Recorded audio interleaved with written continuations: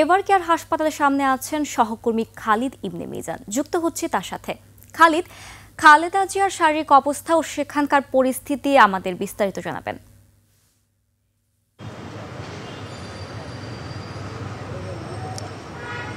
ধন্যবাদ বুশরা।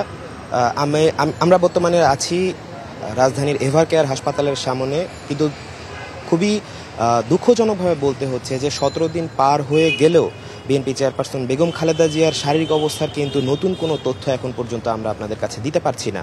গত শনিবার মেডিকেল বোর্ডের অন্যতম সদস্য ডক্টর জাহিদ কিন্তু এসে গণমাধ্যম কর্মীদের সাথে ব্রিফ করেছিলেন এবং তিনি বলেছিলেন যে তার শারীরিক অবস্থা বর্তমানে খুব বেশি পরিবর্তন হয়নি, অপরিবর্তিত রয়েছে এবং এর ফলেই কিন্তু আসলে তাকে লন্ডনে নিয়ে যাওয়ার যে সিদ্ধান্ত তা কিন্তু বারবারই বাতিল হচ্ছে। আপনারা জানেন আজ সকালে এয়ার অ্যাম্বুলেন্স আসার কথা ছিল, যেটা সকাল 8:30টার দিকে অবতরণ করার একটা কথা ছিল, কিন্তু গতকাল কিন্তু সেই সংস্থাও তাদের অনুমোদন স্লটটি বাতিল করে দেয় নিজেরাই।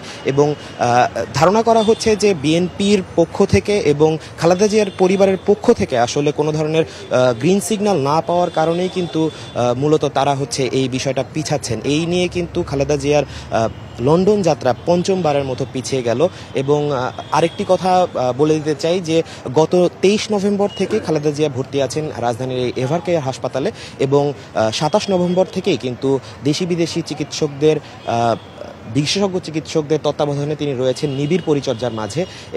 ইতিমধ্যে কিন্তু যুক্তরাজ্য, যুক্তরাষ্ট্র এবং চীন থেকে নানা বিশেষজ্ঞ দল এসেছিলেন এবং তারা কিন্তু এই খালেদা জিয়ার মেডিকেল বোর্ড যারা রয়েছেন তাদের সাথে বৈঠক করেছেন, সভা করেছেন, তাদের সাথে মত বিনিময় করেছেন।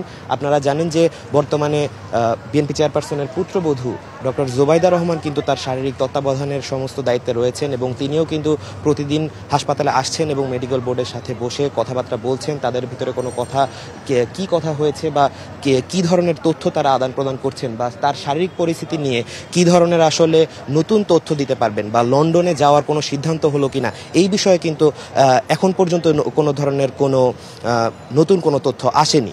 এই ছিল এভার কেয়ার হাসপাতাল থেকে আমার কাছে সর্বশেষ। ধন্যবাদ বুশরা। খালিদ, ধন্যবাদ আপনাকে।